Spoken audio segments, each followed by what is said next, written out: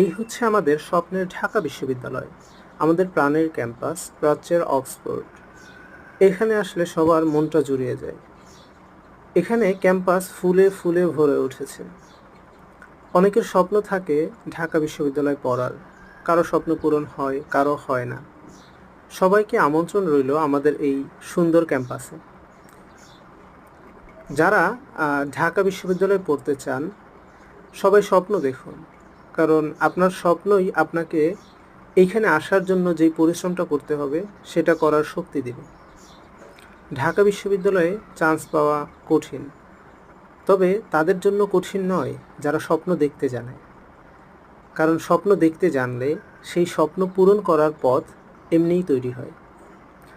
তো আমি ঢাকা বিশ্ববিদ্যালয়ের লাল বাসের দোতলা থেকে এই ভিডিওটা করছি।